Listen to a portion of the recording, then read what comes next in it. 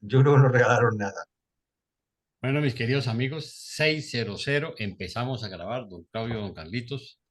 Eh, Queremos darle la bienvenida, de verdad que es un privilegio estar con ustedes. Y hoy, como por variar, si tengo internet, confiemos en que dure, me van a enloquecer con ese problema.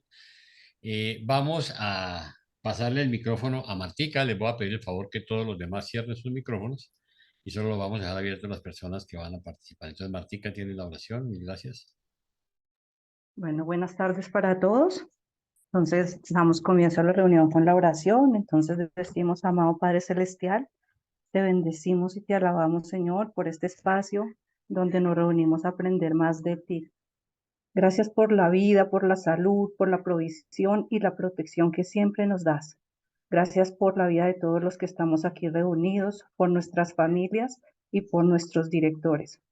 En el nombre de Jesús oramos, Padre, para que cada día seamos más espirituales, que nuestra mente se expanda con este conocimiento, que podamos discernir los documentos que estamos estudiando y se active nuestra curiosidad y el deseo de seguir aprendiendo de esta revelación y de ti, Señor.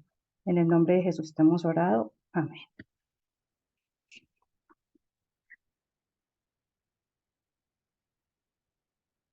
Bueno, y entonces comenzamos. Como ustedes saben, esta es la segunda parte del documento 42, un documento que ha sido demasiado sencillo.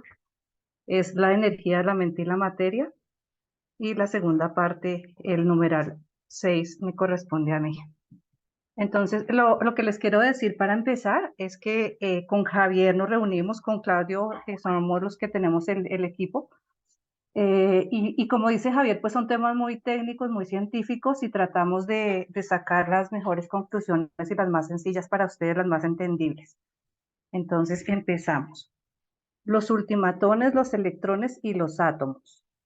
Aunque la carga espacial de la fuerza universal es homogénea, no diferenciada, la organización de la energía evolucionada en materia supone la concentración de energía en masas discretas de dimensiones definidas y peso establecido, reacción precisa a la gravedad. Entonces, ¿qué decimos aquí? Que cuando se forma la materia, los ultimatones han formado electrones y estos hacen parte de núcleos atómicos y son influenciados por la gravedad. La gravedad local o lineal se torna plenamente operante con la aparición de la organización atómica de la materia. La materia preatómica reacciona ligeramente a la gravedad cuando se la activa mediante rayos X y otras energías similares, pero no ejerce atracción lineal alguna mesurable de la gravedad sobre las partículas de energía electrónicas libres, no ligadas y no cargadas, ni sobre los ultimatones asociados. Entonces, Javier, si me ayudas con la explicación de las cuatro energías que pusimos ahí en la gráfica. Perdón, tenía el micrófono apagado. No, esto solamente ha puesto Marte una representación un poco de las energías que actualmente conocemos en nuestro planeta, que realmente son cuatro energías nada más. Los reveladores nos hablan de 30 energías, de las cuales dicen que de las 30 energías no tenemos ni idea. Las cuatro energías, la mayoría se han conocido a lo largo de la historia, por ejemplo, la gravedad, pues se ha conocido desde siempre, aunque ya sabemos que la gravedad, que siempre eh, se presuponía que era una fuerza, la fuerza de la gravedad es mentira. La gravedad es una energía que está formada por ondas gravitatorias, eso se ha descubierto hace muy poco tiempo. Una es la gravedad, otro es el electromagnetismo, eso todo el mundo lo conocemos, todo el mundo tiene un motor, en casa una batidora, una lavadora, un frigorífico, es la energía que viene del paso de la corriente a través de un conductor, ¿de acuerdo?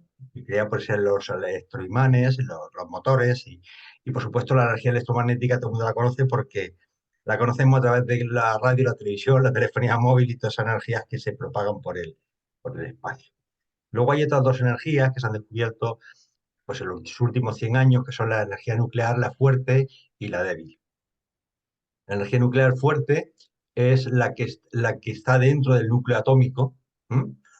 Y es esa energía tan terrorífica que cuando destrozamos de alguna manera el núcleo, se desprende tal cantidad de energía que dio lugar pues, a lo que todos conocemos como las bombas atómicas. ¿De acuerdo? Tanto existe una energía nuclear fuerte de fusión y otra de fisión. Una es por concentración y otra rompiendo la estructura atómica. Y luego hay una energía nuclear débil, que es exterior, que es la estructura que une a los átomos, pero hacia afuera, formando estructuras cristalinas. ¿De acuerdo? Esas son las cuatro energías que actualmente conocemos. Globalmente, para que lo entendamos de una forma sencilla. Gracias. Gracias, Javier. Gracias. Los ultimatones funcionan por atracción mutua, respondiendo tan solo a la atracción de la gravedad circular del paraíso.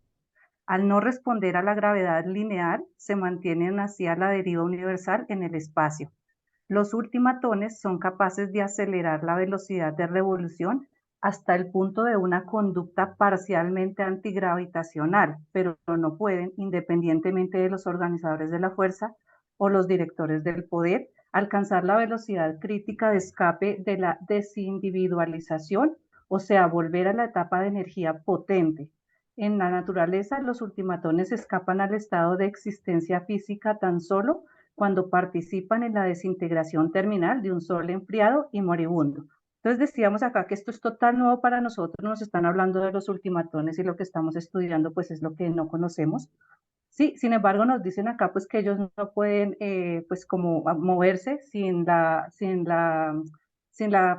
conexión con los organizadores de la fuerza y los directores del poder, y aquí dejamos como la reseña de lo que ya habíamos visto de en qué se ocupan los organizadores de la fuerza, y dicen que inician cambios y modificaciones a la fuerza espacial y los directores del poder transmutan la energía en materia. De lo que nos hablan del sol enfriando y moribundo, pues como decimos, pues no tenemos ni idea, entonces no podemos como dar opiniones al respecto. Los ultimatones desconocidos en Urantia van disminuyendo su velocidad a través de muchas fases de actividad física, antes de alcanzar los prerequisitos de energía revolucionaria para la organización electrónica. Los ultimatones poseen 3 variedades de movimiento: resistencia mutua a la fuerza cósmica, revoluciones individuales de potencial de antigravedad y las posiciones intraelectrónicas de los 100 ultimatones, mutuamente interasociados. Entonces, revisábamos este tema y decíamos que dice que resistencia mutua a la fuerza cósmica, y dice que la fuerza cósmica le afecta a la materia organizada, pero pues como ellos son, se podría decir, desorganizados, entonces pues no les afecta la antigravedad. Revoluciones individuales de potencia de la gravedad, entonces decimos que si hay 100 ultimatones juntos y tienen una misma carga, se deberían repeler, pero se comportan diferentes, pues es lo que hemos podido estudiar hasta ahora. Y las posiciones intraelectrónicas de los 100 ultimatones mutuamente interasociados, entonces pues decimos que 100 ultimatones son los que componen el electrón. De ahí no sacamos más conclusiones. La atracción mutua mantiene juntos a 100 ultimatones para construir un electrón, y nunca hay más ni menos de 100 ultimatones en un electrón típico. La pérdida de uno o más ultimatones destruye la identidad electrónica típica, trayendo así a la existencia una de las 10 formas modificadas del electrón. Entonces hablábamos aquí que nos están diciendo que pues como son 100 ultimatones los que componen el electrón, si hay alguna falla en esos, pues se da la forma de electrones modificados, pero pues actualmente nosotros no conocemos, o dice Javier que la física aún no conoce de esto. Los ultimatones no describen órbitas ni remolinos en circuitos dentro de los electrones, pero se desparraman o se agrupan de acuerdo con sus velocidades axiales revolucionarias, determinando así las dimensiones electrónicas diferenciales. Entonces, ahí decíamos diferenciales, ¿dónde quedé? Esta misma velocidad ultimatónica de revolución axial también determina las reacciones negativas y positivas de los varios tipos de unidades electrónicas. Perdóname, Carlitos, me perdí. Esta misma velocidad ultimatónica de revolución axial también determina las reacciones negativas o positivas de los varios tipos de unidades electrónicas. La entera segregación y agrupación de materia electrónica, juntamente con la diferenciación electrónica de los cuerpos negativos y positivos, de la energía materia provienen de estas varias funciones de la interasociación de los componentes últimos. Perdón. Si me permites, Marta, le damos una Ah, pequeña explicación para que sepamos de lo que estamos hablando. Vamos a ver, cuando hablamos de un electrón, es una partícula que está dentro de una estructura atómica alrededor de un núcleo, ¿de acuerdo? Que está dando vueltas, y hay n electrones. Esos electrones, nos dicen los reveladores, que están compuestos por multimatones. No sabemos lo que son porque actualmente la física atómica los desconoce. Pero claro, si esos 100 multimatones tuvieran una carga, pues se atraerían o se repelerían entre ellos. El hecho de que estén todos condensados en una unidad física elemental, que es el electrón, nos hace suponer que tiene que haber un equilibrio de fuerzas dentro, entre los 100 ultimatones. Y lo que nos adelantan los reveladores es que la forma de adquirir polaridad es a través del movimiento axial. ¿Qué es el movimiento axial? Una naranja, cuando gira sobre su eje, ¿de acuerdo? Es un movimiento axial, ¿de acuerdo? Entonces, si giran a la derecha es positivo y si gira hacia la izquierda es negativo. Entonces, el hecho de que se hagan positivos y negativos hacen que se puedan mantener unidos en una misma estructura porque adquieren cargas de polaridad invertida. Porque si fueran de la misma carga, pues saldrían completamente despedidos y el electrón se autodestruiría. Por si voy a clarificar un poco más el concepto. Por eso habla de la carga axial, de los movimientos axiales. En los ingleses le llaman el spin. Perdona, Marta. listo, no, gracias, Javier. Y aquí en la parte donde dice la entera segregación y agrupación de materia electrónica juntamente con la diferenciación eléctrica de los cuerpos negativos y positivos de la energía, materia provienen de estas varias funciones de la interasociación de los componentes ultimatónicos. Pero pues ahí sí, como decimos con Javier, esto sería nuevo para la física porque pues esto no lo conocemos actualmente en Urantia. Listo, entonces seguimos. Cada átomo tiene un diámetro apenas por encima de una 40 millonésima de centímetros, mientras que un electrón pesa un poco más de una 2000 parte del átomo más pequeño, que es el hidrógeno. El portón positivo característico del núcleo atómico, aunque puede ser más grande que un electrón negativo, pesa casi 2000 veces más. Entonces lo que hablábamos era ahí pues que ellos nos dan como la dimensión de lo que puede llegar a ser esto y pues nos dicen que el electrón pues lo ponen como prácticamente el electrón del hidrógeno, pero pues es que este no tiene masa, o sea, es demasiado pequeño y nos magnifican ahí lo que pueden llegar a alcanzar si lo dimensionan, si lo agrandan, se puede decir. Si magnificamos la masa de la materia hasta el punto en que un electrón equivaliese a un décimo de una onza, 2.8 gramos, su tamaño se magnificaría proporcionalmente, llegando el volumen de dicho electrón a ser tan grande como el de la Tierra. Si aumentáramos el volumen de un protón 1800 veces más pesado que un electrón, hasta el mismo tamaño de la cabeza de un alfiler, en comparación, la cabeza de un alfiler alcanzaría el diámetro igual al de la órbita de la Tierra alrededor del Sol. Entonces, Javier, si quieres aportar algo ahí. Bueno, solamente es para que veáis las dimensiones, que realmente el átomo por dentro está vacío. Es que está vacío. Realmente los electrones no son nada. Es decir, es algo insignificante en comparación con el volumen, el tamaño que tiene un átomo. Y de hecho nos pone el ejemplo para que veáis un poco las magnitudes, para que podamos fácilmente comparar las dimensiones y veamos exactamente que los electrones son importantes en la estructura atómica, pero realmente es que son tan pequeños que son prácticamente invisibles. Los electrones, no te digo los ultimatones, los electrones. Los electrones. Listo, muchas gracias. Aquí terminamos esta parte. Bueno, comparto entonces ahora yo.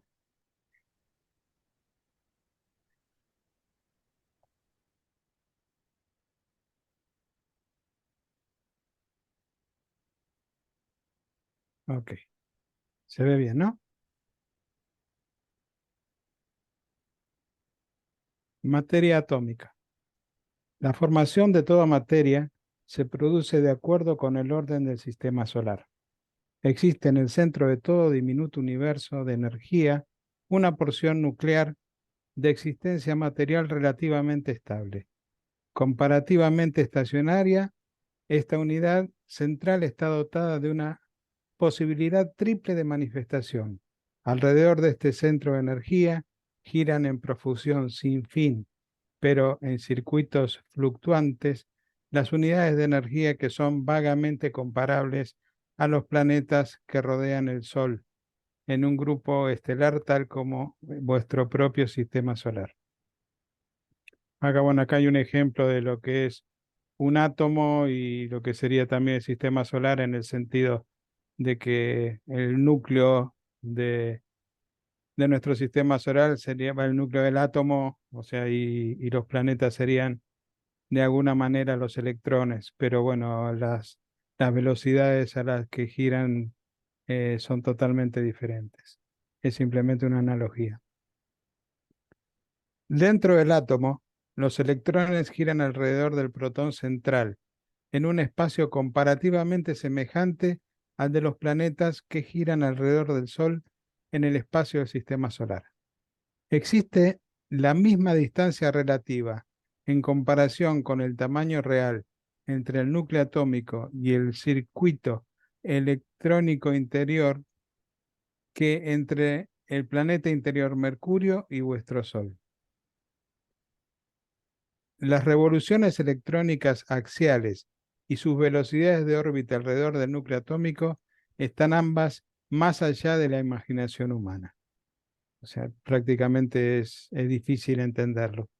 Sin hablar siquiera de la velocidad de los ultimatones que las componen. Las partículas positivas de radio vuelan hacia el espacio a una velocidad de 16.000 kilómetros por segundo, mientras que las partículas negativas, o sea, los electrones, alcanzan una velocidad que se aproxima a la de la luz. Los universos locales son de construcción decimal. Perdón, ahí está. Voy a achicar un poquito. Los universos locales son de construcción decimal. Existen precisamente 100 materializaciones atómicas distinguibles de la energía espacial en un universo dual. Esta es la máxima organización posible de materia en Nevadón. Estas 100 formas de materia consisten en una serie regular en la cual de 1 a 100 electrones giran alrededor de un núcleo central y relativamente compacto. Es esta una asociación ordenada y confiable de las varias energías que constituye la materia. No todos los mundos muestran 100 elementos reconocibles en su superficie, pero estos están presentes en algún lado, han estado presentes o están en proceso de evolución. Las condiciones que rodean el origen y la subsiguiente evolución de un planeta determinan cuántos de estos 100 tipos atómicos serán observables. No se encuentran los átomos más pesados en la superficie de muchos mundos. Aún en Urantia, los elementos conocidos más pesados manifiestan una tendencia a volar en trozos, tal como se ilustra por la conducta del radio. La estabilidad del átomo depende del número de neutrones eléctricamente inactivos en el cuerpo central. La conducta química depende totalmente de los electrones en revolución libre. ¿Algo que aclarar, Javier? Bueno, yo creo que no sé si queda claro, pero en el fondo lo que te está diciendo es que en nuestro mundo pues hay 100 elementos diferentes, muy diferenciados, ¿eh? Desde que tiene un electrón hasta que tiene 100 electrones, más no hay. El 101 ya son elementos radiactivos, son isótopos, es decir, no son estables en la naturaleza, normalmente se desintegran, ¿de acuerdo? Y lo que sí no es cierto es que lo que tenemos que tener siempre en cuenta que una cosa son los elementos básicos, los 100 elementos básicos, y otra cosa es la combinación entre elementos. Yo puedo hacer amalgamas, aleaciones, mezclando unos elementos con otros, ¿de acuerdo? Y eso da lugar a otros elementos químicos compuestos con otras propiedades físicas y químicas, ¿sabes? Que no tienen que ver nada, por ejemplo, y que todos lo sabemos, pues nos lo dicen en el libro Urantia, el agua es H2O, ¿no? Es el hidrógeno y oxígeno, en una proporción de 2 a 1. Pero fíjate que cuando los mezclo adecuadamente me da el agua. El agua no es un componente de la tabla periódica pura.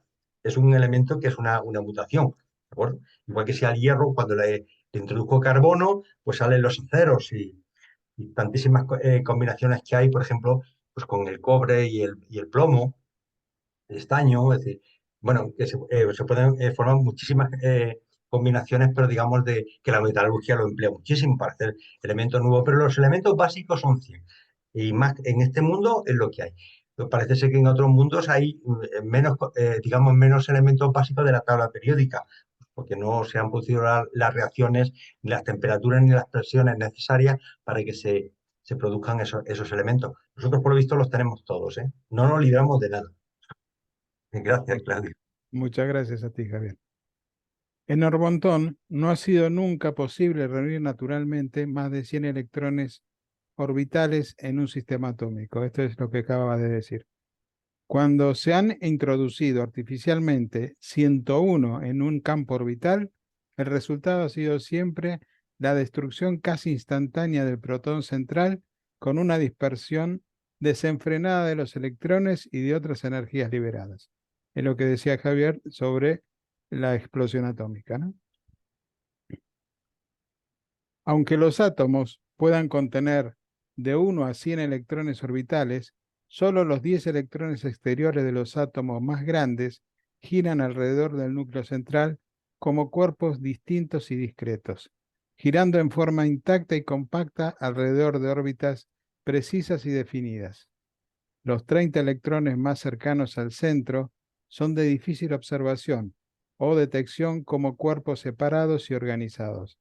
Esta misma relación comparativa de conducta electrónica en relación con la proximidad nuclear ocurre en los átomos, sea cual fuese el número de electrones comprendidos. Cuanto más cerca del núcleo, tanto menos individualidad electrónica. La extensión ondulatoria de la energía de un electrón tanto puede difundirse hacia afuera como para ocupar el total de las órbitas menores atómicas. Esto es cierto especialmente en los electrones más cercanos al núcleo atómico. ¿Algo para comentar? No. Bueno, en plan rapidísimo, porque si no nos extenderíamos mucho. Lo que te estoy diciendo es que las estructuras atómicas, los electrones dentro de la estructura atómica forman orbitales, ¿eh? Y esos orbitales están haciendo que el electrón se está moviendo en diferentes capas, pero cuando un electrón baja, el otro sube. Es decir, siempre se mantiene el equilibrio. Pero lo importante es cuando formamos estructuras cristalinas formadas por muchos átomos, por ejemplo, tengo un kilo de cobre, ¿de acuerdo? A un hilo. Hay millones y millones de átomos de cobre. Y entonces, los últimos electrones que están en las capas superiores se cambian de lugar, se van de un átomo a otro, pero cuando uno se va, otro viene. Eso es lo que justifica el paso de la corriente eléctrica a través de un conductor. Pasan los electrones, pero los que pasan son los últimos electrones de las últimas capas, que son más libres, y con un pequeño potencial, con 1, 2, 5, 10 voltios, pues se pueden mover de un átomo a otro, formando una corriente eléctrica, que es la que se estudia pues, para las bobinas para los motores, para todo lo que conocemos en el mundo de la electrónica. Sin embargo, los electrones que están en el núcleo son dificilísimos de mover porque esos están sometidos a unos niveles de atracción tan sumamente grandes que para poderlos sacar había que bombardearlos y destruir la estructura del átomo. Es básicamente lo que está contando, ¿eh? Muchas gracias, Javier. Los 30 electrones orbitales más interiores tienen individualidad, pero sus sistemas de energía tienden a combinarse, extendiéndose de un electrón a otro y casi de órbita en órbita. Los siguientes 30 electrones constituyen la segunda familia o zona de energía y tienen mayor individualidad, siendo cuerpos de materia que ejercen un control más completo sobre los sistemas concomitantes de energía. Los siguientes 30 electrones corresponden a la tercera zona de energía. Están más individualizados y circulan en órbitas más distintas y definidas. Los últimos 10 electrones que están presentes, tan solo en los 10 elementos más pesados, poseen la dignidad de la independencia y son por lo tanto capaces de escapar más o menos libremente al control del núcleo matriz. Con la variación mínima de temperatura y presión, los componentes de este cuarto grupo más exterior de los electrones escapan a la atracción del núcleo central, tal como se observa en la desintegración espontánea del uranio y de elementos semejantes. Acá hay una imagen de lo que sería un átomo de uranio. En realidad, o sea, es una imagen en 2 dimensiones. El átomo, o sea, los electrones se manejan con órbitas, digamos, en 3 dimensiones, no son circulares como se muestra aquí. Los primeros 27 átomos, los que contienen de 1 a 27 electrones orbitales, son de la comprensión más fácil que el resto. A partir del 28 hacia arriba, encontramos cada vez más dificultad de comprensión que acompaña la presencia supuesta del absoluto no cualificado. Pero parte de esta dificultad para predecir la conducta electrónica se debe a las velocidades revolucionarias axiales, diferenciales, ultimatónicas y a la tendencia de los ultimatones a amontonarse. Otras influencias físicas, eléctricas, magnéticas y gravitacionales también operan para producir una conducta electrónica variable. Por lo tanto, los átomos se asemejan a las personas en cuanto a la dificultad de predecir su conducta. Los especialistas en estadística pueden anunciar leyes que gobiernan grandes grupos de átomos o de personas, pero no la que gobiernan un solo átomo o una sola persona. Bueno, dejo de compartir. Esa última frase que ha leído Claudio es muy interesante porque pone la similitud del comportamiento de la sociedad como masa y luego el individuo, ¿no? Entonces dice que la estructura atómica global tiene un comportamiento predecible, pero no el electrón a solas, es decir, el comportamiento individual siempre es muy diferente. Por ejemplo, nosotros estamos ahora mismo en un grupo aquí de personas que estamos leyendo el libro de Antia. Tenemos un comportamiento grupal, tenemos digamos, una meta, una directiva, pero cada uno tenemos nuestra forma de pensar y nuestra forma de planificar y de sentir. ¿Eh? Pero, es decir, cada uno es diferente, pero globalmente, como masa, tenemos un comportamiento grupal. Bueno, Bueno, pues si no hay más preguntas, me toca a mí ahora.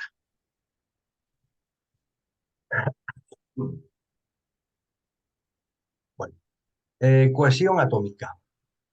Dice, aunque la gravedad es uno de varios factores que mantienen un minúsculo sistema de energía atómica, también existe dentro y entre estas unidades físicas básicas una energía poderosa y desconocida, el secreto de su constitución básica y conducta última, una fuerza que aún no se ha descubierto en Urantia. Perdonad, que voy a eliminar esto un poquito más pequeño porque es tan grande que se me sale de la pantalla.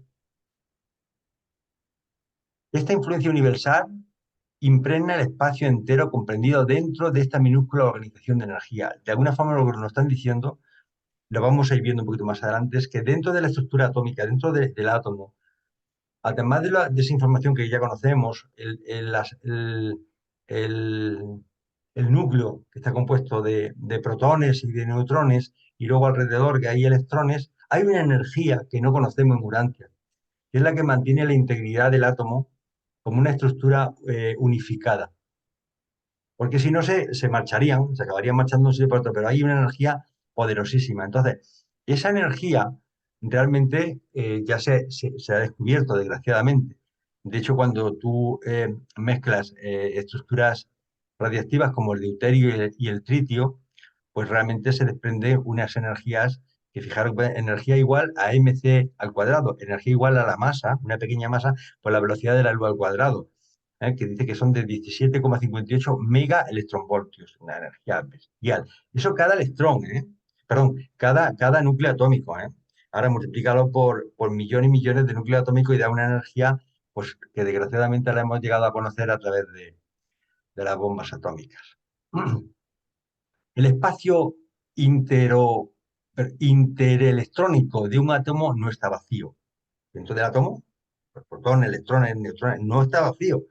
En el átomo entero, este espacio interelectrónico está activado por manifestaciones ondulatorias que perfectamente se sincronizan con la velocidad electrónica y con las revoluciones ultimatónicas. Vuestras leyes reconocidas de atracción positiva y negativa no dominan totalmente esta fuerza, por lo tanto, su conducta es a veces impredecible. Esta influencia innominada parece ser una reacción fuerza espacial del absoluto no cualificado. Yo cuando me nombran al absoluto no cualificado me callo. Es un tema de difícil comprensión. Los protones cargados y los neutrones no cargados del núcleo, claro, dice, los protones cargados, los protones tienen carga positiva, y los neutrones no cargados es decir que son neutros, no tienen carga positiva ni negativa. Se mantienen juntos por la función reciprocadora del mesotrón, una partícula de materia 180 veces más pesada que el electrón. Si no fuera por esto, la carga eléctrica llevada por los protones destruiría el núcleo atómico. A ver, ahora lo explico. Una forma muy sencilla, de puro sentido común. El núcleo está compuesto por protones. Los protones son toda la misma carga, ¿de acuerdo? Y resulta que también en el núcleo existen el mismo número de neutrones que tienen carga neutra. Y entonces la pregunta es, oiga, si las cargas del mismo signo se repelen, ¿cómo consigo tener un núcleo agrupado de cargas positivas? Entonces nos dicen los reveladores, no, es que hay otro elemento, que te lo nombra aquí, que ya se me ha olvidado, el... Ay, Dios mío. Mesotrón. El mesotrón, que no se llama mesotrón, nosotros lo llamamos de otra forma ahora, ya lo veréis, que es el que se encarga un poco, como el pegamento es enorme, tiene muchísima masa que se encarga un poco de mantener a todos los que son iguales de la misma carga juntos. Os voy a comentar una cosa, y es que los protones y los neutrones están formados por partículas subatómicas más pequeñas, es decir, dentro del protón hay partículas más pequeñas que son, bueno, es que no me quiero meter mucho en el tema, pero se llama U negada D, bueno, son sus partículas, tienen su nombre, ¿de acuerdo? Y que eso hacen que entendamos que va a haber una partícula diferente que se llama mesón. Nosotros en física lo conocemos como el mesón. El mesón es el que se encarga de unir a los protones, a los que tienen la misma carga positiva. Es como un pegamento poderosísimo que consigue que estén agrupados, ¿de acuerdo? Pero ese mesón no es una partícula diferente. Bueno, es una partícula diferente porque le hemos puesto un nombre diferente. Pero fijaros que el protón, dentro de las subpartículas que hay dentro de un protón de una carga positiva, está el 2 U y un D. Son subpartículas atómicas, no profundicéis. Tiene 3 subpartículas que están integradas dentro de ella. Pero sin embargo, un mesón está formado por 2 partículas, una U negada y una D. Es decir, 2 subpartículas, una inversa y otra D. No entremos en el nombre de las subpartículas porque entonces ya nos perdemos. Lo que quiere decir que el mesón realmente está compuesta por subpartículas que son de las mismas subpartículas que se han compuesto el protón. No estamos hablando aquí de ultimatones, ¿eh? Estamos hablando del protón, de los neutrones y de los mesones. ¿De acuerdo? Pues no sé si me he servido a explicar, ojalá entendáis. Según se constituyen los átomos, ni las fuerzas eléctricas ni las fuerzas gravitacionales podrían mantener el núcleo integrado, lógicamente. La integridad del núcleo se mantiene por la función recíproca de cohesión del mesotrón. Ya digo, ellos le llaman mesotrón, ¿vale? Que es capaz de integrar partículas cargadas y no cargadas debido a su poder superior de fuerza-masa y por la función ulterior que hacen que los protones y los neutrones cambien constantemente de lugar. El mesotrón, que son los mesones, los que se conocen como mesones, hace que la carga eléctrica de las partículas nucleares pase incesantemente de aquí para allá entre los fotones y los neutrones, entre los protones y los neutrones.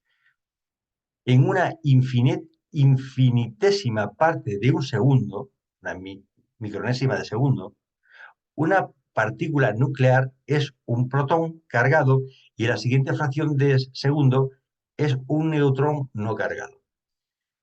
¿Por qué pasa esto? ¿Por qué un protón se convierte en un neutrón? Porque hemos comentado que dentro de los protones y dentro de los mesones y de los neutrones hay subpartículas. Y entonces cuando cambian ese equilibrio de esas subpartículas dentro de un protón o de un neutrón, se convierten en uno y en otro. ¿Vale?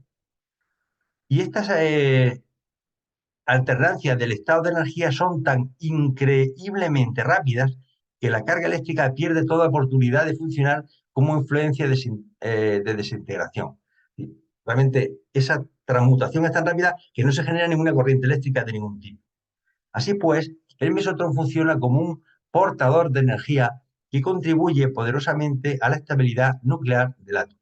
Entonces, sintetizando un poco para que el átomo, el núcleo formado por protones de la misma carga positiva, ¿de acuerdo? Y juntamente con ellos hay neutrones que no tienen carga, ¿vale? Y alrededor del núcleo hay electrones con carga negativa, pero como yo tengo que tener a todo un montón de protones con la misma carga positiva juntos, tengo que sacar otro elemento que es el mesón, que es el que se encarga del pegamento de unir a todos esos elementos de carga positiva. Pero que el mesón y el protón y el neutrón, la única diferencia es que a su vez ellos están subdivididos en subproductos mucho más pequeños que lo conforman, y la composición de esa submateria hace que unas veces se comporte como protón, otras veces como neutrón y otras veces como mesón. ¿De acuerdo? Mientras que el electrón es aparte. El electrón está compuesta por 5 ultimatones, es aparte. ¿Ok? La presencia y función del mesotrón también explica otro misterio atómico. Cuando los átomos actúan de una forma radioactiva, emiten mucha más energía de la que uno esperaría. Este exceso de radiación se deriva de la ruptura del mesotrón, portador de energía. Lógicamente, el mesotrón, hemos dicho que tiene sus partículas dentro, está compuesta por sus partículas, la U negada y la D, ¿vale? Entonces, cuando se rompe, se desprende una energía enorme. Y por eso se vuelve perdón. Este exceso de radiación se deriva de la ruptura del mesotrón, portador de energía, que por eso se vuelve un simple electrón. La emisión de ciertas pequeñas partículas no cargadas también acompaña la desintegración mesotrónica. El mesotrón explica ciertas propiedades de cohesión del núcleo atómico, pero no da razón de la cohesión de protón a protón, ni de la adhesión de neutrón a neutrón. La fuerza paradójica y poderosa de desintegración cohesiva atómica es una forma de energía aún no descubierta en Urantia. Bueno, pues si no está descubierta en Urantia, yo tampoco lo voy a descubrir. Así que sigo leyendo. Hay que ser sumamente, yo creo que ser sumamente humildes y entendernos que los reveladores nos lanzan como retos para que sigamos profundizando en el tema, pero esto no quiere decir que ninguno de los que estamos aquí presentes pues entendamos al 100% la revelación ni tengamos conocimiento de algo que todavía, por lo menos los que estamos presentes, no conocemos. No te digo que a nivel de laboratorio, en algún laboratorio secreto de que tengan por aquí los rusos, los americanos o los cubanos, pues tengan unos laboratorios tan profundos que puedan tener conocimiento sobre estas subpartículas, pero vamos, digamos, la ciencia oficial la desconoce. Estos mesotrones se encuentran abundantemente en los rayos espaciales que tan incesantemente caen sobre vuestro planeta. Me dan una información más y paso la palabra a, a Claudio, ¿no? Dejo de compartir por si alguien quiere hacer alguna preguntita. Es vuestro momento, ¿eh? Que luego se me olvida.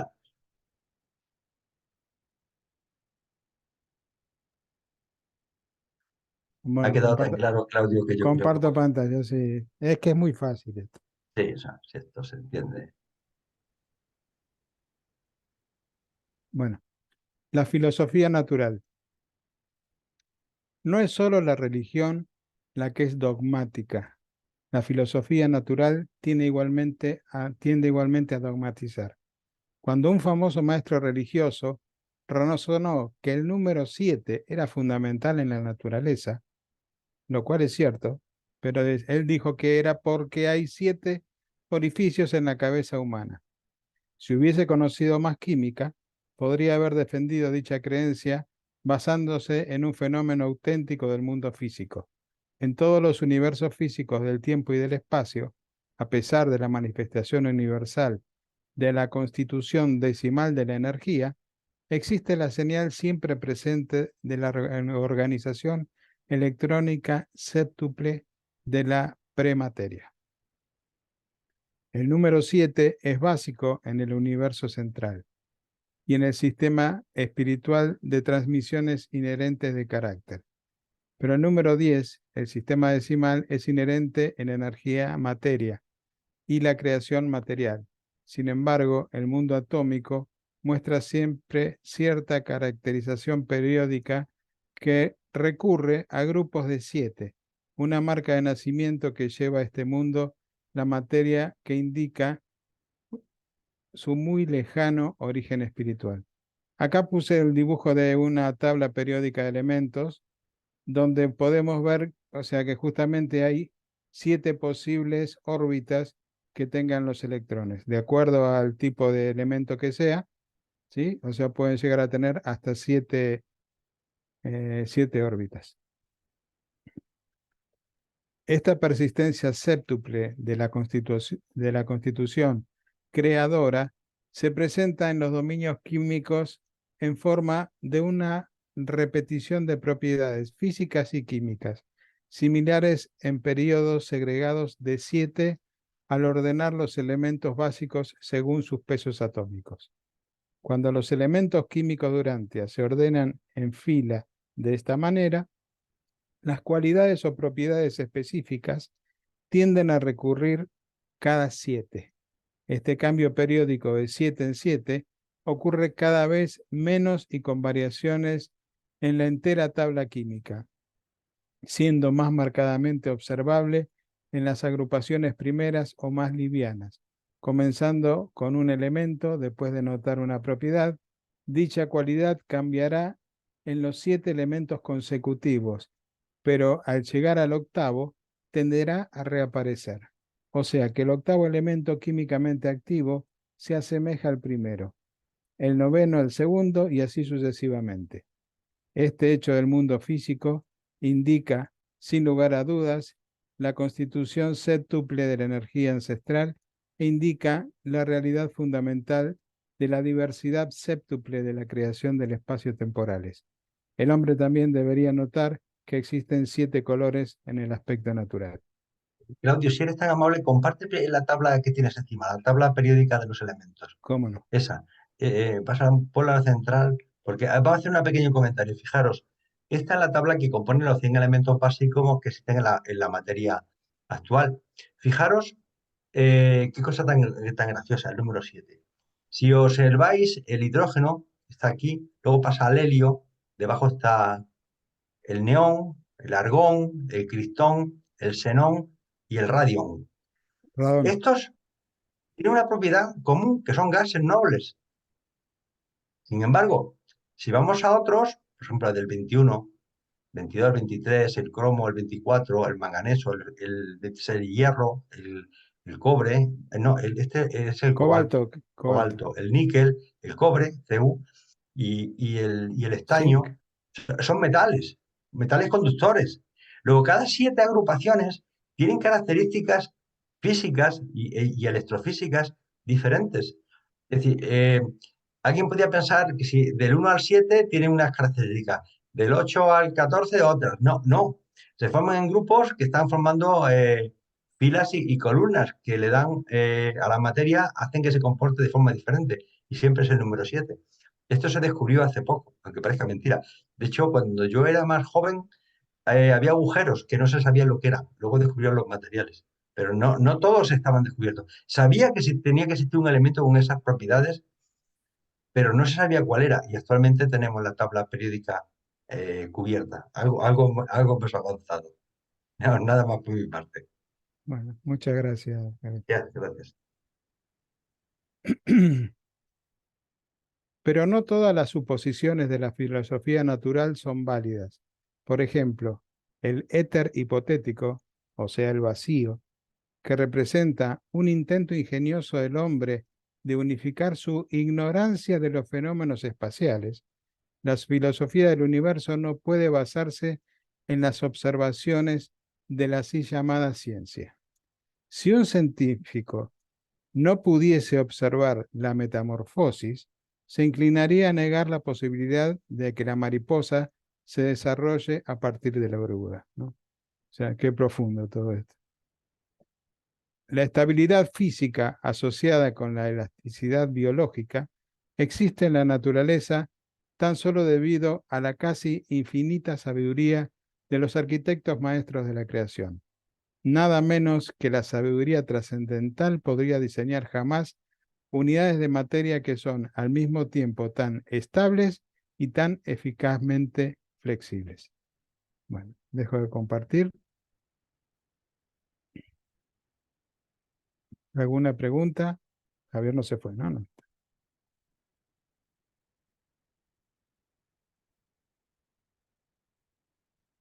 Todo está quedando supremamente claro, Claudia. Claudia, Bueno, estos sí, muchachos sí, van. yo veo que nadie tiene ninguna duda.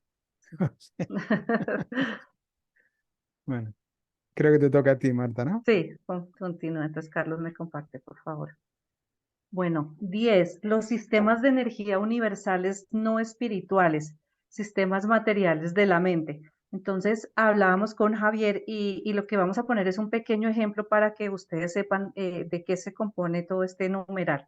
Entonces, dice que el ejemplo es como un computador. El computador, ustedes saben que es el hardware y le tenemos que insertar un sistema operativo para que funcione. O sea, lo insertamos, pero esto no es material, estos son comandos para que el computador funcione. Entonces, ¿qué es más o menos lo que nos están diciendo aquí de los sistemas materiales de la mente? Como para que lo entiendan un poquitico. Nuestro cerebro es el ordenador y la mente es el software. Entonces, el giro sin fin de la realidad cósmica relativa desde la absolutez de la monota del paraíso, ahí colocamos qué es monota, ¿quieres? Entonces, monota, nos inclinamos a la creencia de que monota es la energía viviente no espiritual del paraíso, una contraparte de la eternidad de la energía viviente espiritual del Hijo original. He aquí que sea el sistema de energía no espiritual del Padre Universal. Eso es un tipo de energía que hay en el paraíso, la monota. Del paraíso a la absolutez de la potencia espacial. Sugiere ciertas evoluciones de relación en las realidades no espirituales de la primera fuente y centro. Aquellas realidades que están ocultas en la potencia espacial, reveladas en monota y provisionalmente reveladas en los niveles cósmicos intermedios.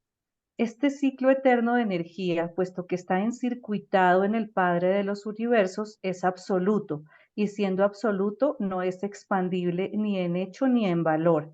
Sin embargo, el Padre primario está a una hora, como siempre, realizando a sí mismo desde una arena que se dilata constantemente de significados espaciotemporales y de los que trascienden el tiempo y el espacio, de una arena de relaciones cambiantes en la cual la energía materia está siendo sometida progresivamente al supercontrol del espíritu viviente y divino a través de la lucha experiencial de la mente personal y viviente.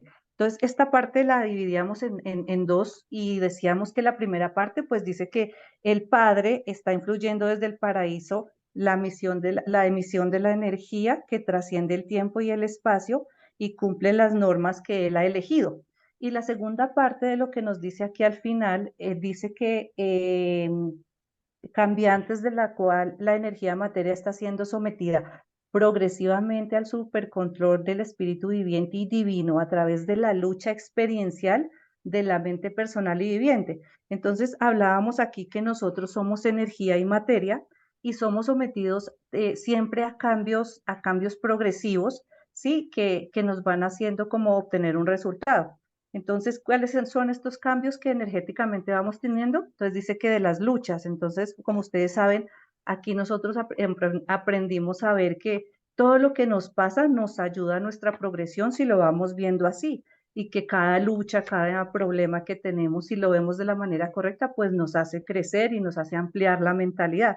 Entonces, hablábamos que nosotros en esos cambios, como somos energía, nosotros podemos tener pensamiento y el pensamiento es tan potente, la mente es tan potente, que si nosotros vamos teniendo pensamientos, por ejemplo, de tristeza, de rabia, pues todo eso va afectando nuestro cuerpo y nos va influyendo. Es así tanto para lo positivo como para lo negativo y nos influye tanto que incluso nosotros podemos enfermar y si nosotros enfermamos, vemos que a veces son enfermedades graves. Eso es energía que nosotros hemos desarrollado, que vamos, nosotros por nuestro pensamiento vamos permeando el cuerpo y vamos haciendo lo que tengan todos estos resultados en la salud, por ejemplo. Entonces decíamos que cuando alguien está triste, está deprimido, pues muchas veces se le cae el pelo, se le quiebran las uñas y muchos otros resultados que da de toda esa mente o esos pensamientos que tenemos. Eso es energía y la podemos utilizar de pensamiento para bien o para mal. Las energías universales no espirituales están asociadas en los sistemas vivos de las mentes que no son las de los creadores, en varios niveles, algunos de los cuales pueden ser ilustrados como sigue. Entonces, 1. Mente de estado que precede la influencia de los espíritus ayudantes. Este nivel de mente es no experiencial y en los mundos habitados los ministran los controladores físicos decanos. Y aquí colocamos que son los controladores físicos decanos y decimos que el universo de los universos es penetrado por las criaturas de la tercera fuente y centro que controlan el poder, tales como los controladores físicos, directores del poder, centros de poder y otros representantes de Dios de acción que tiene que ver con la regulación y estabilización de las energías. Esta es la mente mecánica, el intelecto no enseñable de las formas más primitivas de la vida material, pero esta mente no enseñable funciona en muchos niveles aparte del de la vida planetaria primitiva. Y entonces, ¿qué decíamos acá? Que, por ejemplo, esto aplica es para cuando no tenemos la influencia de los espíritus ayudantes, cuando están hablando de esas edades primitivas, decía que todo funcionaba como mecánicamente, o sea, ahí no se hablaba de nada espiritual, todo lo hacían como mecánico. Entonces, por ejemplo, hablábamos que el funcionamiento del corazón puede ser porque el funcionamiento del corazón es autónomo, ahí no tenemos necesidad de influencias espirituales para que funcione. Lo mismo el sistema nervioso y demás, y que los animales también tienen la capacidad de sentir esto y es por instinto realmente, mecánicamente, ellos no los inspira en ningún espíritu ayudante de la mente, sino que es primitivo y por mecánico. Y ese es el estado del que nos están hablando de formas primitivas. 2. Mentes sujetas a la influencia de los espíritus ayudantes de la mente. Este es el ministerio del espíritu materno de un universo local que funciona a través de sus 7 espíritus ayudantes de la mente. En el nivel capaz de aprender, no mecánico, de la mente material. En este nivel, la mente material está experimentando. 1. Como intelecto subhumano animal en los 5 primeros ayudantes de la mente. Entonces, recuerden que nosotros tenemos como ayuda e influencia de nuestro espíritu materno creativo los 7 espíritus ayudantes de la mente que nos ayudan a entender, a comprender y nos dan unas características especiales para nuestras etapas de progreso. Entonces dice que como intelecto subhumano en el animal, los primeros 5 ayudantes de la mente están y son la intuición, el entendimiento, el valor, el conocimiento y el asesoramiento. Como intelecto subhumano, o sea, ya hablamos del tema moral en los 7 ayudantes, o sea que ya nos influencian los 7 ayudantes de la mente. Y ya cuando pasamos al intelecto superhumano, que es un ser intermedio, funcionan los últimos 2 ayudantes de la mente, que estos 2 son adoración y sabiduría, que como ustedes recuerdan, pues son los 2 que nosotros tenemos para nuestra progresión y que nos hace diferente de los animales. Entonces aquí nos están diciendo desde dónde comienza la influencia, es desde el estado primitivo, luego ya cuando adquirimos el tema de moralidad y de valores, que son los 7 espíritus ayudantes que nos influencian, y ya cuando pasamos a ese nivel más avanzado, pues ya somos conscientes de ese espíritu de adoración y sabiduría para nuestro progreso. 3. Las mentes morontiales en evolución. La conciencia en expansión de las personalidades evolutivas del universo local en las carreras ascendentes del universo local. Este es el otorgamiento del espíritu materno del universo local en enlace con el Hijo Creador. Este nivel de mente connota la organización del tipo morontial de vehículo vital, una síntesis de lo material y lo espiritual que es efectuada por los supervisores de la fuerza morontial de un universo local. Entonces, ¿qué son los supervisores de la fuerza morontial? Dice, actúan en todos los reinos de transición entre los mundos materiales y espirituales. Funcionan tan exclusivamente en el régimen morontial de las creaciones locales. Entonces, si ustedes recuerdan, pues nosotros tenemos tres estados y es el material, el morontial y el espiritual, que es nuestras etapas de progreso. Entonces aquí nos están hablando que a nosotros nos influencia el Hijo Creador y el Espíritu Materno Creativo, y están hablando de ese etapa morontial de un universo local. Y dice que la mente morontial funciona diferencialmente en respuesta a los 570 niveles de vida morontial. O sea, son 570 niveles que nosotros vamos a ir capacitándonos o escalando en nuestro camino de progreso en diferentes lugares. Pasamos de la materia, pasamos a lo morontial, y según nuestro progreso, pues nos vamos espiritualizando cada vez más. Revelando una capacidad asociativa con la mente cósmica cada vez mayor en los niveles más altos de logro. A medida que vayamos avanzando, pues lógicamente vamos a ir aprendiendo más y nos vamos acercando más y conociendo más esa mente cósmica. Este es el curso evolucionario de las criaturas mortales, pero un hijo del universo y un espíritu del universo donan también la mente de orden no morontial a los hijos no morontiales de las creaciones locales. Y entonces aquí que decíamos que, como ustedes saben, los reveladores nos dicen que no nos están dando a conocer todas las cosas y todos los seres que hay en el universo o en el superuniverso o en los 7 superuniversos. Entonces nosotros decíamos que seguramente el Hijo y el Espíritu Materno donan esta mente también a un tipo de seres que no son de mente morontial y que no son hijos morontiales de las creaciones locales. Entonces, pues que son unos seres que realmente no sé, en este momento no nos acordamos de que los hubieran mencionado. 4. La mente cósmica. Esta es la mente séptuple diversificada del espacio y el tiempo, cada fase de la cual es ministrada por cada uno de los 7 espíritus rectores de uno de los 7 superuniversos. La mente cósmica comprende todos los niveles de la mente finita y se coordina experiencialmente con los niveles de la deidad evolucionaria de la mente suprema y trascendentalmente con los niveles existenciales de la mente absoluta, los circuitos directos del actor conjunto.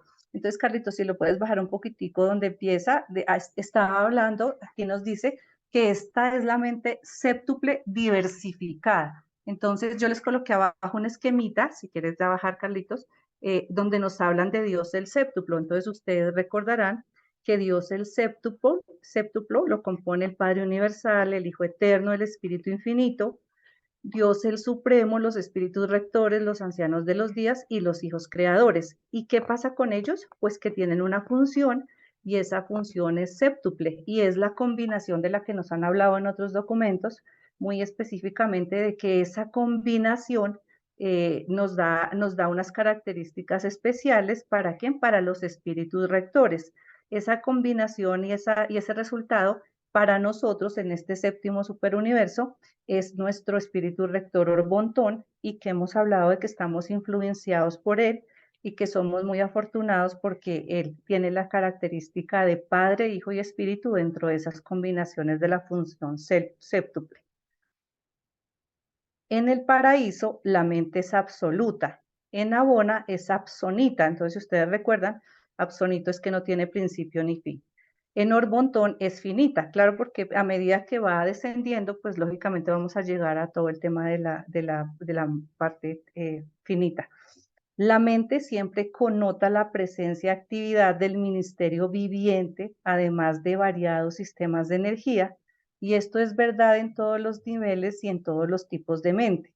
Pero más allá de la mente cósmica, se vuelve cada vez más difícil describir estas relaciones de la mente con la energía no espiritual. Entonces aquí nos están diciendo pues lo complicado de pronto explicar el tema de transmitir una información a nosotros.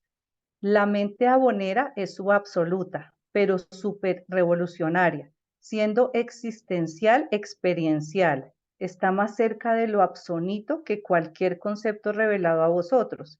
La mente paradisíaca está más allá de la comprensión humana. Es existencial, no espacial y no temporal. Sin embargo, todos estos niveles de mente están bajo la égida de la presencia universal del actor conjunto, la atracción de la gravedad mental del Dios de la mente del paraíso. Y entonces decimos que ahí yo les busqué, y el significado de la palabra égida dice sinónimo de especial protección, significa hallarse bajo su total protección y control. Entonces, como ustedes recuerdan, la tercera fuente y centro, que es el actor conjunto, de ahí viene todo el ministerio de lo que es mente. Entonces, por eso nos dicen aquí que la atracción de la gravedad mental de Dios, de la mente del paraíso. Entonces, todo funciona, todo lo mental funciona y viene a través de él hacia el universo local y lo mismo de aquí para arriba, pues hasta el paraíso.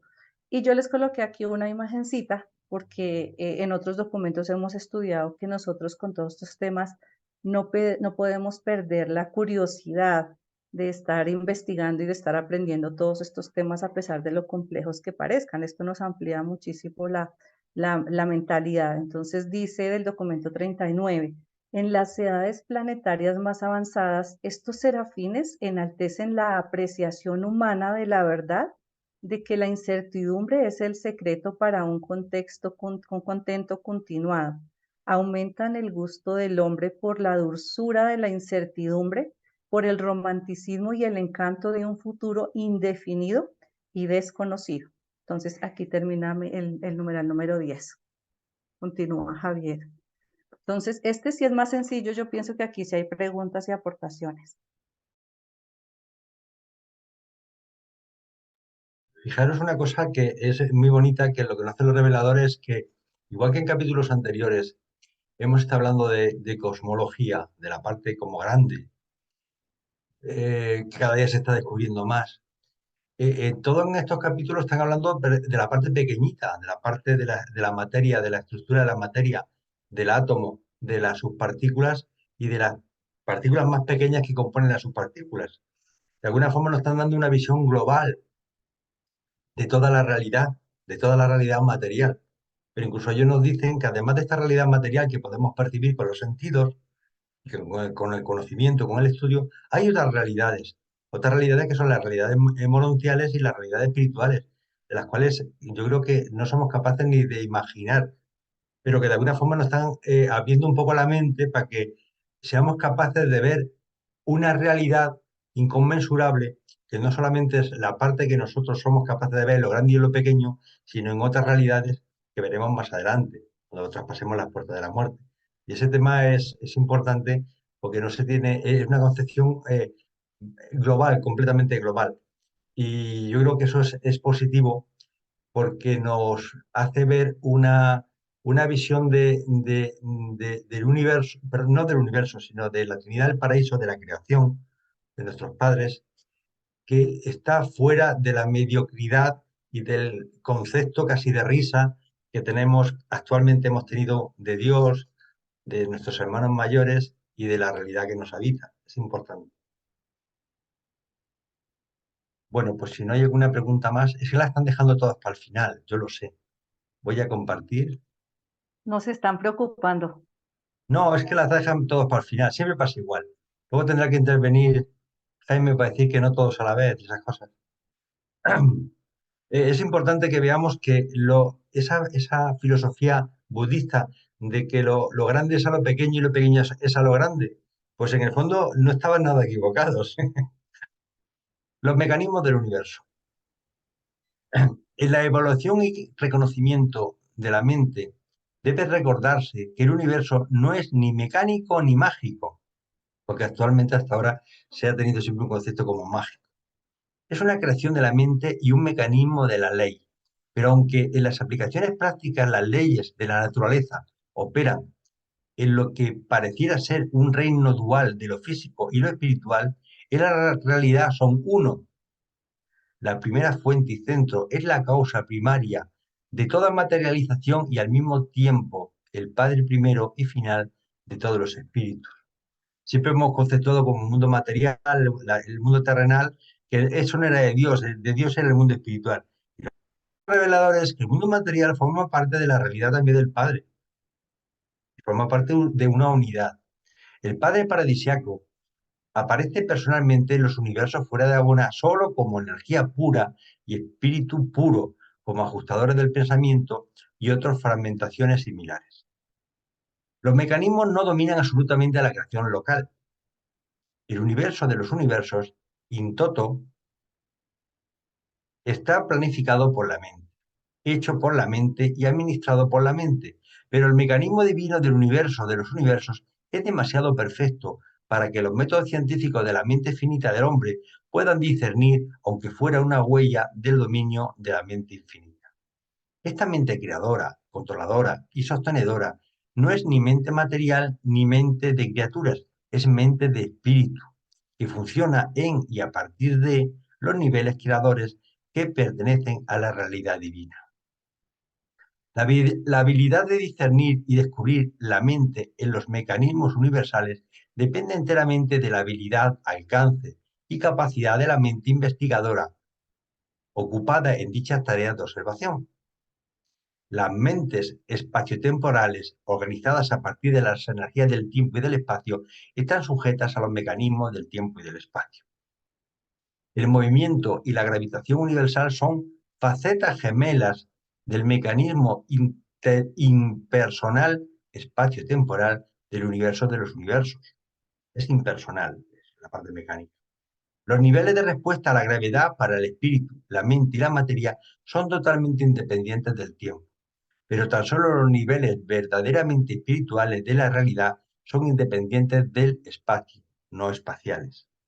Los niveles mentales más elevados del universo, los niveles de la mente-espíritu, también pueden ser no espaciales, pero los niveles de la mente material, tal como la mente humana, responden a las interacciones de la gravitación universal y pierden esta respuesta tan solo en proporción a la identificación con el espíritu. Los niveles de realidad espiritual se reconocen por su contenido espiritual y la espiritualidad en tiempo y espacio se miden inversamente a la respuesta de la gravedad lineal. La respuesta a la gravedad lineal es una medida cuantitativa de la energía no espiritual. Toda masa, energía organizada, está sujeta a esta atracción según el movimiento y la atracción mental actúa sobre ellas. La gravedad lineal es la fuerza cohesiva de corto alcance del macrocosmos. En cierto modo, como las fuerzas de la cohesión intraatómicas son las fuerzas de corto alcance del microcosmos. La energía física materializada, organizada en forma de la así llamada materia, no puede atravesar el espacio sin afectar la respuesta a la gravedad lineal. Aunque tal respuesta a la gravedad es directamente proporcional a la masa, está tan modificada por el espacio intermedio que el resultado no es más que burdamente aproximado cuando se lo expresa inversamente de acuerdo al cuadrado de la distancia.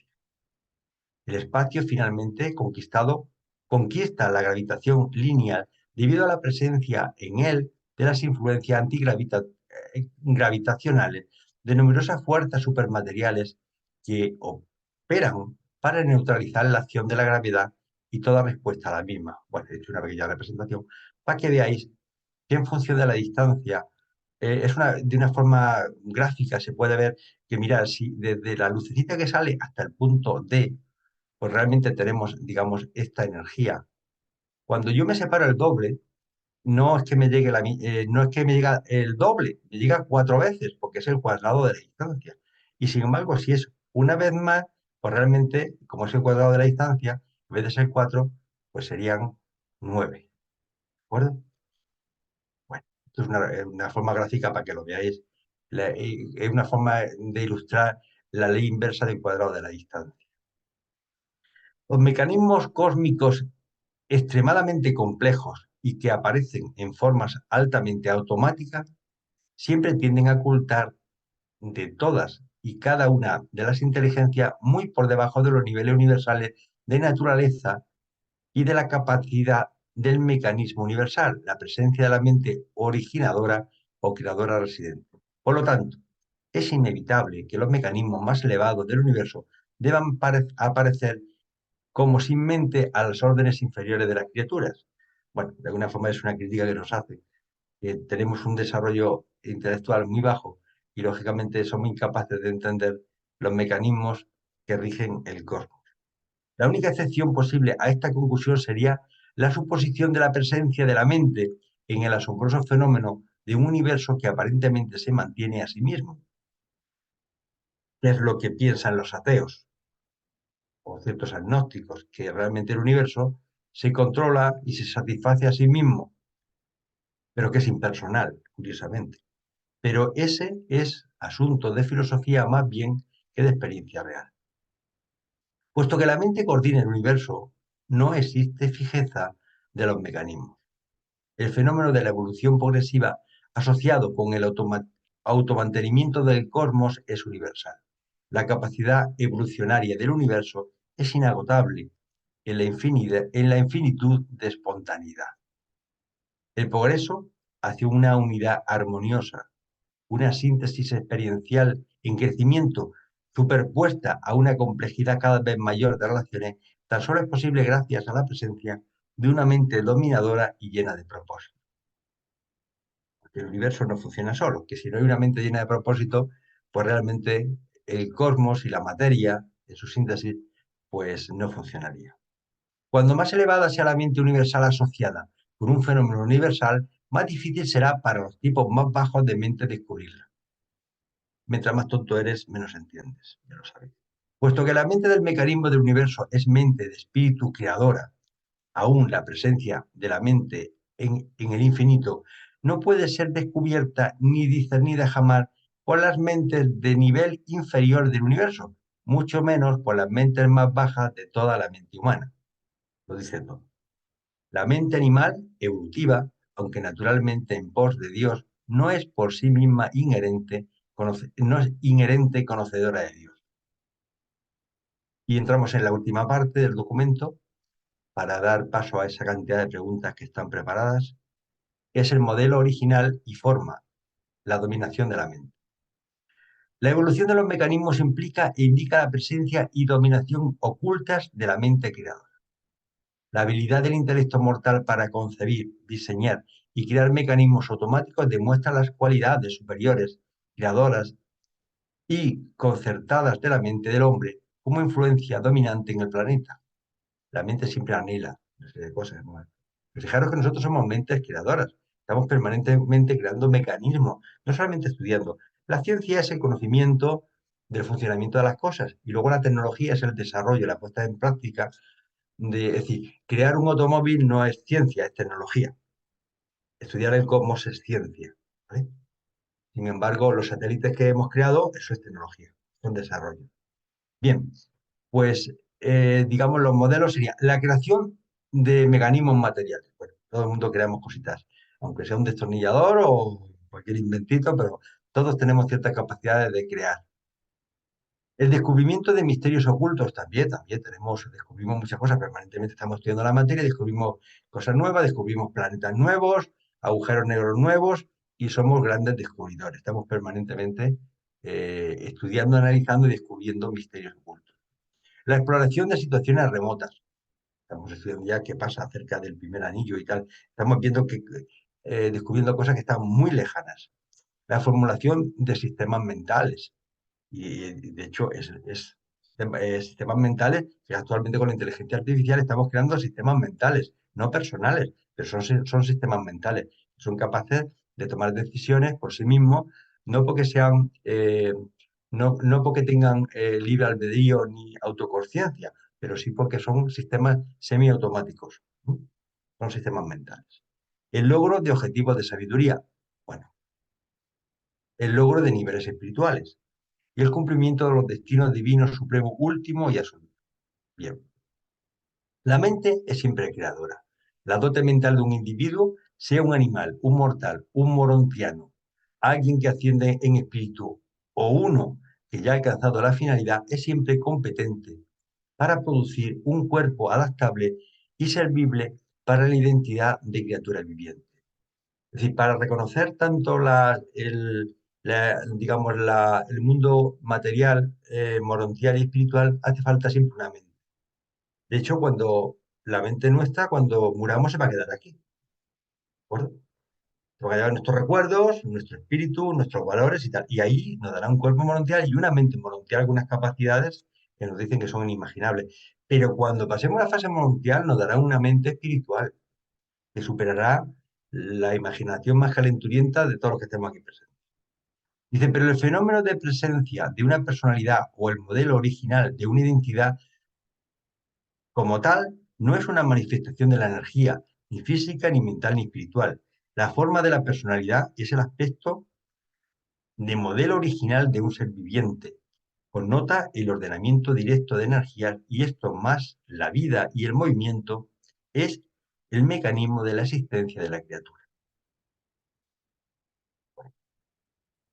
Aunque los seres espirituales tienen formas, esto es importante, y estas formas espirituales modelos son reales, aún los tipos más elevados de personalidades espirituales tienen formas, presencias de personalidad en todo sentido análogas a los cuerpos mortales vibrantes. Luego, de alguna forma nos están diciendo que tanto los seres morontiales como los seres espirituales, aunque están hechos de otra materia que desconocemos, pero tienen un aspecto que es reconocible. Y por lo que nos dicen aquí los reveladores, parece que son en cierto sentido análogas a los cuerpos mortales. Bueno, es decir, que casi todos los seres que se encuentran en los 7 superuniversos poseen formas, pero existen unas pocas excepciones a esta regla general. Los ajustadores del pensamiento parecen no tener forma hasta después de la fusión con las almas sobrevivientes de sus asociados mortales. Bueno, yo siempre lo he asociado como una especie de luz violeta que de alguna forma nosotros luego adquieren la forma nuestra y que tenemos esa luz violeta, no sé, por intentar mezclar el ajustado del pensamiento con el cuerpo. Los mensajeros solitarios, los espíritus inspirados trinitarios, los auxiliares personales del espíritu infinito, los mensajeros de gravedad, los registradores trascendentales y algunos otros tampoco tienen una forma descubrible. Es decir, que estos hermanos deben de tener otras formas mucho más extrañas. Pero vamos, si es descubrible, es decir, que los tenemos que descubrir. De alguna forma no son tan, es decir, bueno, ya he encontrado a un espíritu inspirado trinitario. No, aquí está. No, debe ser que encuentre una forma extraña y luego él se presenta. Yo soy un espíritu trinitario. Ah, vale, pues ya se ha descubierto, pero no deben de ser fácilmente percibibles. Pienso, vamos. Pero estos son típicos de los pocos seres excepcionales. La gran mayoría poseen auténticas formas de personalidad, formas que son individualmente características y que son reconocibles y personalmente distinguibles. Bueno, las imágenes típicas que corren por internet, pero que nada tiene por qué parecerse a la realidad. El enlace de la mente cósmica y el ministerio de los espíritus ayudantes de la mente evoluciona un tabernáculo físico adaptable para el ser humano en evolución. Del mismo modo, la mente morontial individualiza una forma morontial para todos los sobrevivientes mortales, así como el cuerpo mortal es personal y característico para cada ser humano, cada uno tiene un cuerpo diferente. Del mismo modo, la forma morontial será altamente individual y adecuadamente característica de la mente creadora que lo domina. Bueno, parece ser que cuando estemos en fase morontial vamos a tener un cuerpo muy parecido al nuestro. Yo me imagino que ya será un cuerpo joven y muy potencial y sacarán de nosotros la parte más hermosa de cada uno de nosotros. No existen dos formas morontiales más idénticas entre sí que dos cuerpos humanos. Esto es importante, esta frase. No existen dos formas morontiales más idénticas entre sí que dos cuerpos humanos. Es decir, que todas las formas morontiales son individualizadas y distinguibles y diferentes.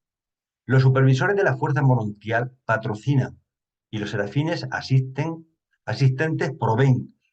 ¿Qué nos proveen? ¿Qué nos asiste? El material morontial no diferenciado, a partir del cual puede comenzar a funcionar la vida morontial.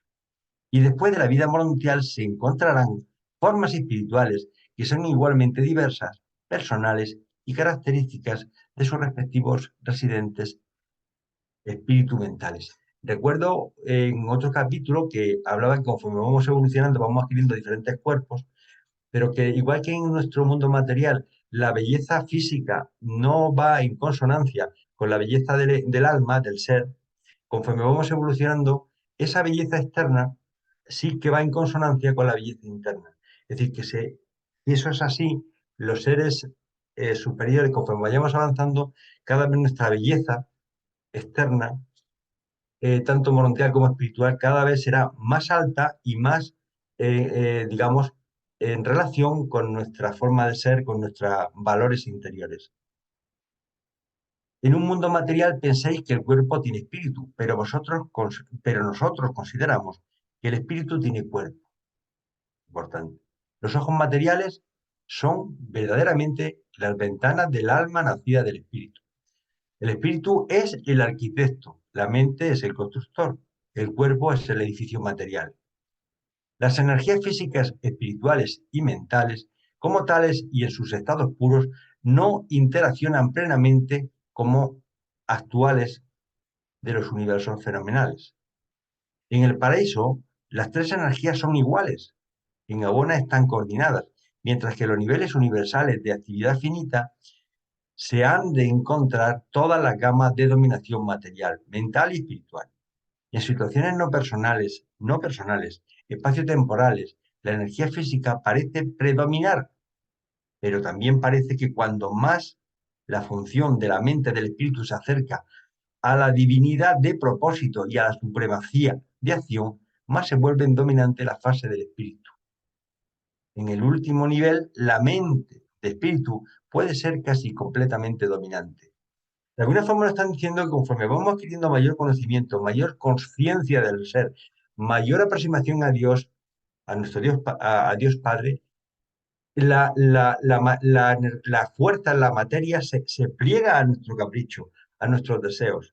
Es decir, que la materia, la mente controla la materia y el espíritu controla la mente. Entonces, llega el momento que nosotros tenemos un nivel espiritual tal que podremos manipular la materia y la energía como si fuera plastilina, porque forma parte, es decir, porque es decir, el espíritu predomina sobre la materia.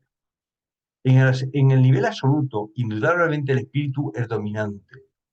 Y de ahí en adelante, a través de los reinos del tiempo y del espacio, siempre y cuando esté presente una realidad divina de espíritu, siempre y cuando esté funcionando una verdaderamente espíritu, existirá siempre una tendencia a producir una contraparte material o física de esa realidad espiritual. El espíritu es la realidad creadora. La contraparte física es el reflejo espacio-temporal de la realidad espiritual, la repercusión física de la acción creadora de la mente-espíritu. La mente domina universalmente a la materia, así como a su vez responde al supercontrol último del espíritu. El espíritu controla la mente y la mente controla la materia. Y el hombre mortal, solo la mente que se somete libremente a la dirección del espíritu, puede esperar sobrevivir la existencia mortal, espacio-temporal, como hijo inmortal del mundo espiritual eterno del Supremo, el último y el absoluto. Está hablando del infinito. Bien, esto ha sido presentado por a solicitud de Graviel, por un mensajero poderoso asignado a Nevadón. Y bueno, los tres de Marras, que somos los que nos hemos entretenido en intentar explicar este tema. Dejo de compartir y si tenéis alguna pregunta, pues estamos a vuestra disposición. Hay una cosa muy bonita que me gustó de esta parte y es el hecho de que en este momento de existencia la mente realmente nos domina, nos controla, nos mata, es decir, un huracán, un terremoto, un volcán, pues acaba con nuestra vida. Pero conforme vayamos evolucionando, la materia se empieza un poco como a asustar de nosotros, ¿sí? A ser más sensible a nuestros deseos. Y cuando estemos en fase mucho más evolutiva espiritualmente, yo creo que la materia realmente va a estar a nuestras órdenes. Y eso es una opinión, pero muy personal. Déjame levantar la mano. Para que vea qué juicioso soy. Hoy por ti, mañana por mí, ¿sí ves, A Jaime? ver, no, la verdad, primero que todo, quiero felicitarlos tanto a Claudio como a Martica, como a ti, Javier. Tus intervenciones permitieron que fuera muy, muy, muy digerible. Ahora, si bien es cierto que este es un documento bien complejo, ¿sí? Por la cantidad de información científica, como tú lo anotabas, pues también nos da una perspectiva valiosísima. Y esto dabas una de las máximas del budismo, Javier, que como es arriba es abajo, y eso es lo más cierto. O sea, cuando nosotros analizamos un átomo, es un universo en miniatura, ¿sí? Y realmente esa perspectiva nos la da para que veamos la complejidad de la creación y detrás de esa complejidad pues empezamos a entender muchas cosas, ¿no? Y es que no puede haber, mejor dicho, no puede no haber un Dios, no puede no haber un creador, esto no es una cosa accidental. Es una cosa que es impresionantemente planificada y nos va mostrando cómo en la medida en que nosotros vamos avanzando, vamos evolucionando, ustedes y cierras con un tema que es muy importante, Javier, que es cómo nosotros vamos empezando a reflejar en nuestra apariencia lo que somos, ¿sí? Cuando usted es una porquería, tiene cara de porquería, hermano. Cuando usted es una persona espiritual, madura, calmada, pacífica, sus facciones empiezan a reflejar esa paz, ¿sí? Es algo que emana de nosotros también. Entonces, es muy interesante que si ese es un proceso que estamos viendo en un estado mortal, pues de aquí para arriba va a ser impresionante, porque vamos, cuando estemos en el estado morontial, donde vamos a tener pijamas nuevas, ¿sí? Pero con unas capacidades impresionantes, como tú la notas, e igual cuando pasemos al estado espiritual, pues yo pienso que este documento sí nos da una perspectiva tanto de la parte cosmológica, porque la parte científica, lo que alcanzamos a percibir, y algo que sí quiero invitarlos es que ahora que hoy les mandemos el PDF completo, ahora sí van a poder repasarlo y van a poder repasarlo mientras ven la grabación, teniendo en la mano el documento y aprovechando para que tomen nota de lo que se está resaltando, ¿no? De los gráficos, de los muñequitos, de las explicaciones de Javier, del trabajo que hizo cada uno, porque realmente les va a permitir un muchísimo mayor nivel de comprensión. Ahora ustedes, esta vez que lo dijeran, con PDF en mano, con la grabación, con las explicaciones, ustedes van a entender muchísimo más y van a ver realmente la perspectiva y la dimensión de por qué nos dieron la información. Este es un documento apasionante, la verdad, estoy muy agradecido, he aprendido mucho con ustedes y Javier, pues tu explicación es magistral, realmente enriquece mucho el trabajo, apoya mucho el trabajo tanto que hizo Martica como que hizo Claudio, en las dos partes, porque son tan claros los conceptos que tú nos das, son tan claros los muñequitos que pones, porque parece mentiras, pero es explicación. Ese tema, por ejemplo, que pusiste en el último cuadrito de los fotones de luz, en la medida que aleja la distancia, cómo uno se convierte en 9, es algo maravilloso. Imagínense ustedes, ahorita que estamos viendo la resonancia Schumann, lo que significan los fotones que están llegando del Sol, ¿sí? Para elevar nuestras frecuencias, eso es una locura, o sea, realmente, y la única perspectiva que tenemos nosotros en este momento casualmente es con estos bosquejos, ¿cómo podríamos ir? De la parte científica, porque es que no calificamos ni a bosquejos, ¿sí? Realmente nos da simplemente una visión que nos permite profundizar hasta donde queramos cada uno, porque pues no todos tenemos el mismo interés en estos temas, pero es apasionante. Yo de verdad los felicito y creo que esto tiene tela para cortar toda la que quieran. Gracias, Jaime. Además que no se Ahora, nos olvide que ahora mismo estamos muy preocupados por nuestro planeta, pero es verdad, con todo lo que estamos viendo, las guerras y esas cosas, pero no nos olvidemos que aquí hay un montón de seres, no solamente seres espirituales, seres maquinales, hay 100 transformadores en nuestro mundo y hay un montón de controladores maquinales, hay 1000 transmisores, hay un montón de equipamiento tecnológico que no llego ni siquiera a imaginar y a comprender, pero que están controlando la estabilidad de nuestro planeta. Y muchas veces decimos, bueno, es que ahora el cambio climático, bueno, vamos a ver, yo creo que tal vez a lo mejor somos demasiado vanidosos en pensar, nosotros estamos ensuciando los ríos y los mares y contaminando, matando bichos, pero ya decir que estamos cambiando el clima del planeta ya me parece un poco de soberbia espiritual. ¿Por qué? Primeramente porque hay un montón de controladores, como dicen los reveladores, que están controlando el tema. Están aumentando el número de manchas solares, está aumentando la frecuencia Schumann del planeta. Y además, no se nos olvidemos, es decir, antes ha habido 5 glaciaciones y no estábamos aquí nosotros. Pues ahora está habiendo, cada 30.000 años hay cambios, pero cruciales. Es decir, todo el África Central, el Sahara, realmente era mar, ahí hasta osamentas de ballenas. Los mayores trilobites y prehistóricos y tal se traen de Argelia y de Marruecos. Es decir, que el mundo cambia y no estamos aquí nosotros, y está cambiando permanentemente. Entonces, no seamos tan soberbios de pensar que estamos destruyendo el mundo y sí tomemos conciencia de que lo estamos ensuciando. Estamos ensuciando la casa y hay que limpiarla, eso sí es verdad. Pero que hay muchos hermanos que se encargan del control y del buen funcionamiento, no solamente de nuestro planeta, sino de todo el sistema solar y de todos los sistemas estelares.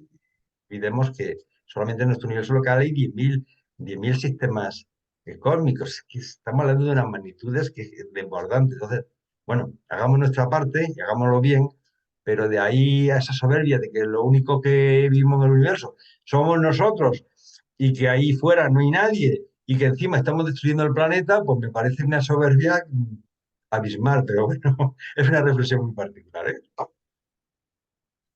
Schiller, usted dirá. Buenas tardes, hermanitos. Gusto saludarlos. Una pregunta, hermano Javier, voy a aprovechar. Ha habido 5 extinciones totales, ¿eh? En el transcurso de la historia de Urantia, pero no estábamos nosotros, por decirlo, no estaba ya los seres que podemos evolucionar. Se puede decir que a partir de nosotros ya esas extinciones ya no van a aparecer a menos que cometamos un error, pero hay quien las detenga, ¿no? ¿Se puede entender así? Espero haberme Vamos a explicado. ver. Extinciones totales, yo no me atrevería a decir eso. Que ha habido 5 glaciaciones. Eso no quiere decir que hay extinciones totales, porque aunque haya mucho hielo, mucha nieve, también hay bichos que viven allí, osos polares y muchos animales que utilizan el hielo. Y después, que nosotros ahora vamos a ser, eh, vamos a ver, nosotros somos como un hormiguero. Los grandes, digamos, habitantes de nuestro planeta son los seres intermedios. Están aquí también. Entonces, ellos algo tendrán que decir y que hacer, y estarán haciendo cosas para la estabilización del planeta. Además de muchísimos controladores maquinales que están funcionando para la estabilidad del planeta a nivel del sistema solar. Entonces, nosotros, yo no creo que tengamos capacidad de destruir el planeta. Bueno, no creo. Podría ser, pero no creo que nos dejen que destruyamos el planeta. Podemos destruir, esto es como en tu casa. Tú a tus hijos le puedes permitir que en la habitación suya la manche la tenga desordenada, incluso pinta las paredes con murales y ponga, pues, una chica en pelota, ¿vale? Pero en el salón, en el dormitorio de los padres, en la cocina y en tal, no se toca. Entonces, posiblemente podamos hacer daño en algunas cositas del planeta, pero de ahí a que nos permitan y a tener capacidad de destruir el planeta, lo dudo.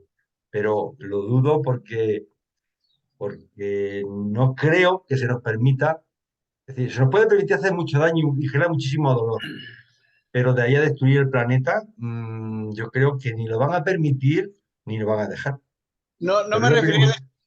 perdón, no me referí a la extinción del planeta, sino a la extinción de la especie, porque somos la primera especie que podemos evolucionar espiritualmente.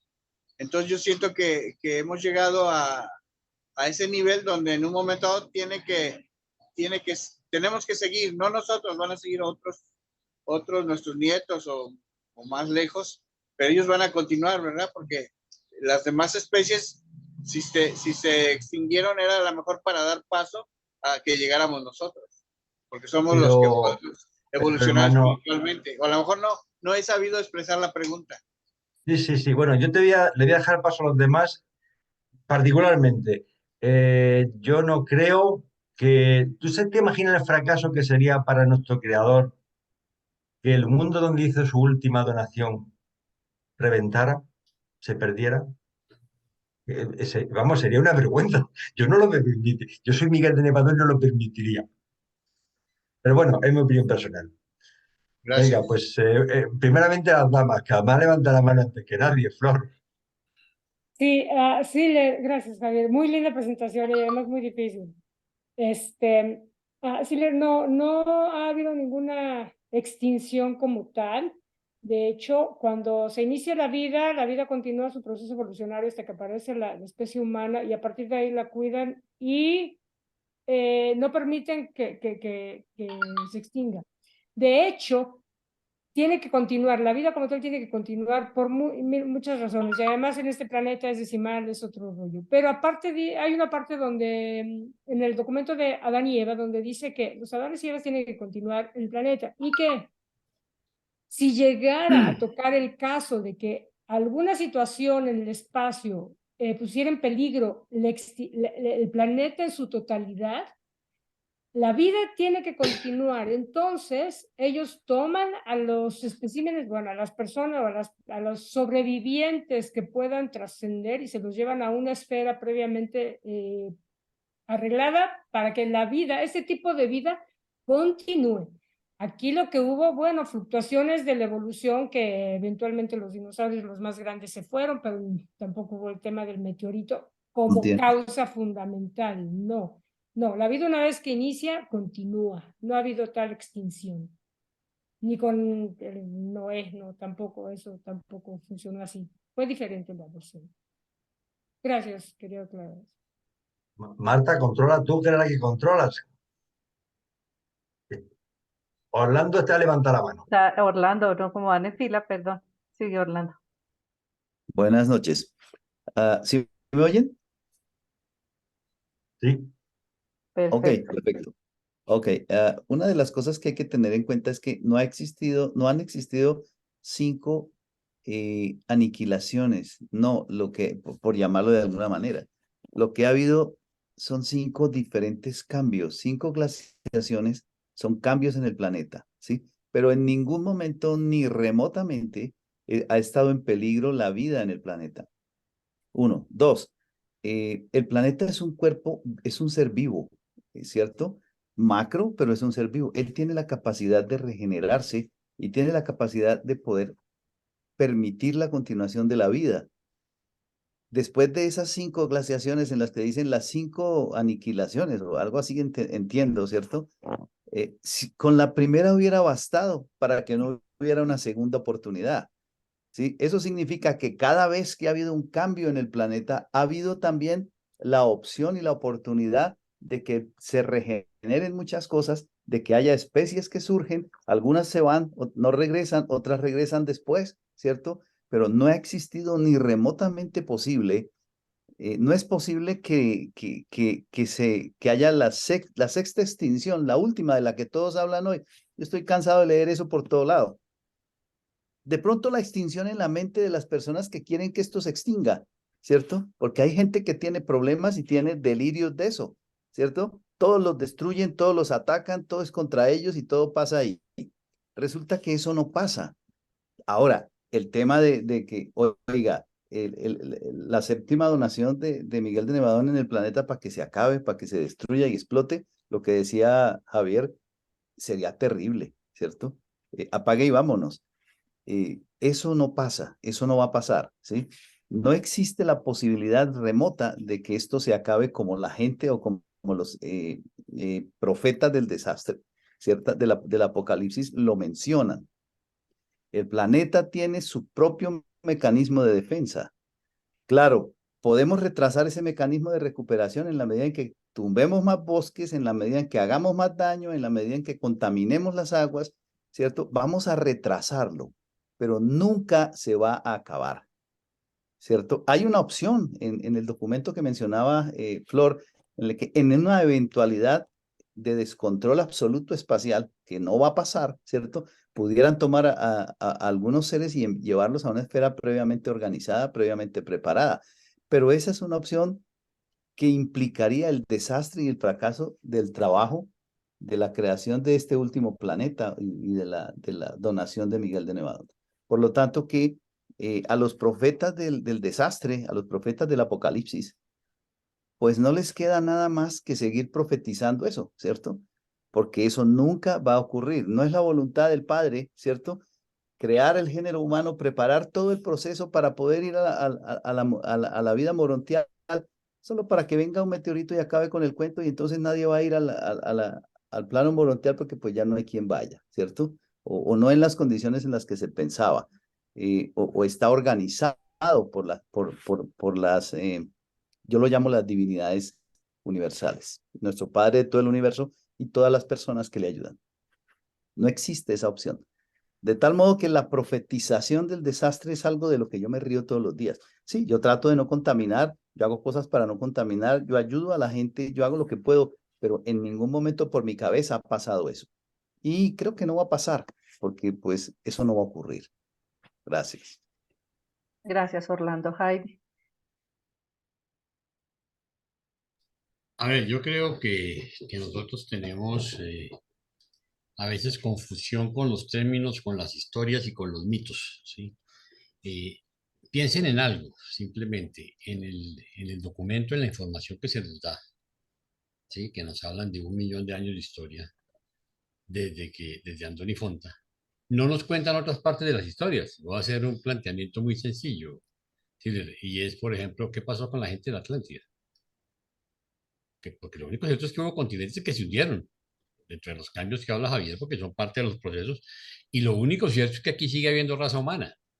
¿Sí? ¿Cómo, cuándo, cómo lo hicieron? No, esa información no la tenemos por el momento, pero sabemos que ha existido otras civilizaciones y sabemos simplemente que son etapas que se han suscitado sobre la Tierra, pero jamás, jamás un planeta es creado para ser destruido. ¿Sí? Y si llegara en un proceso a haber algún problema estelar, por ejemplo, lo que está ocurriendo ahorita en lo que se está creando, allá puede haber porque hay una inestabilidad absoluta, producto de los remolinos nucleares y todo, entonces hay accidentes, se estrellan unos con otros, pero en la medida que los universos empiezan a estabilizarse, eso no existe, eso no pasa, o sea, ellos cuidan de que eso no pase. Entonces, eso es ciencia ficción. ¿Sí? No nos dejemos llenar la cabeza de cosas de esas porque eso no va a pasar. Nosotros nos están cuidando de verdad. Gracias, Jaime. Tu Tiene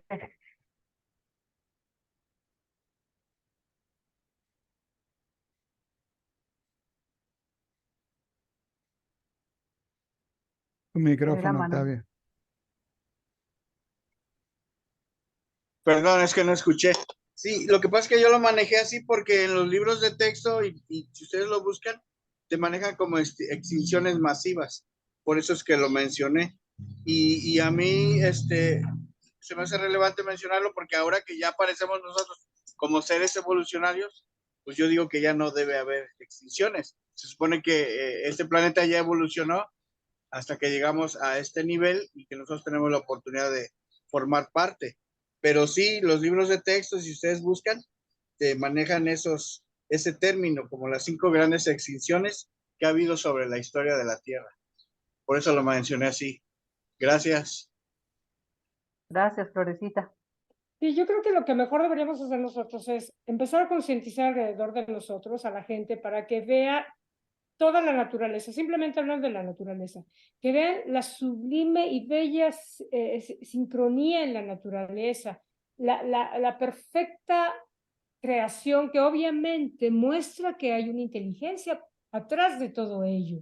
Esa simetría, inclusive del cuerpo humano, eso no es algo al azar o algo que vino de una explosión hace mucho tiempo. O sea, esa teoría francamente ya no va. Y posteriormente, cuando podemos concientizar a la gente al respecto de ese tipo de detalles que claramente y de manera obvia muestran que hay un diseño atrás de todo ello, podríamos compartir estos documentos que apoyan lo que leyó Javier, el penúltimo, apoya totalmente la idea de que hay una inteligencia, una creación, hay un diseño, hay absolutamente una organización de creación y evolución, porque la evolución, de acuerdo con el libro Durante, es una técnica de crecimiento y progreso.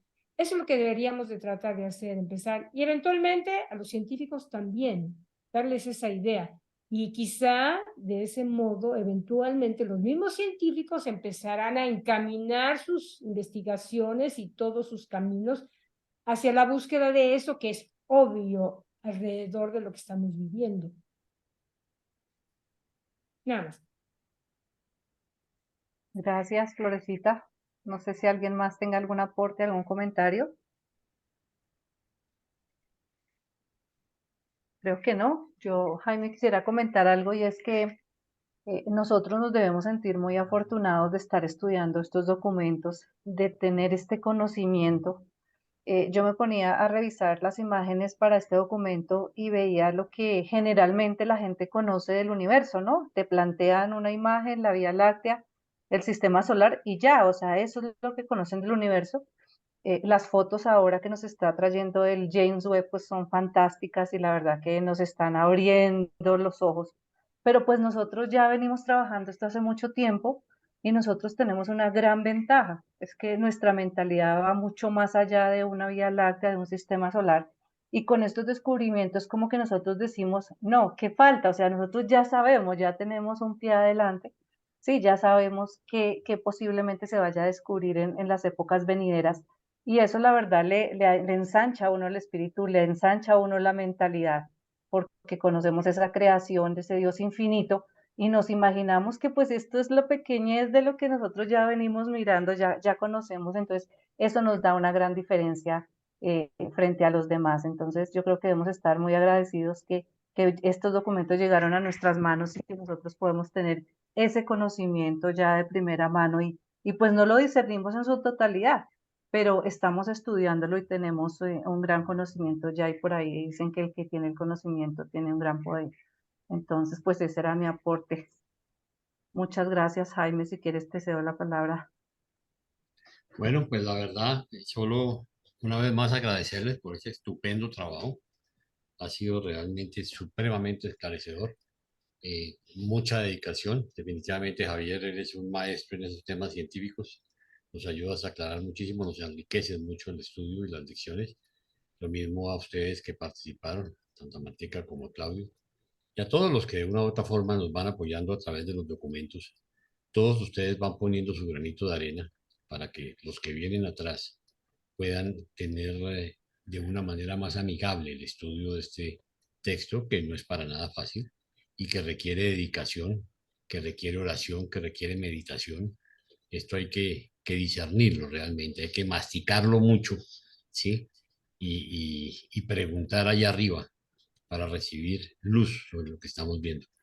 Yo quiero agradecerles una vez más por su tiempo, ¿sí? Realmente ha sido un placer estar con ustedes el día de hoy y esperamos esta noche sí subir la grabación sin inconvenientes, ¿sí? Entonces, mil gracias a todos por su compañía y nos vemos dentro de 8 días, si Dios quiere.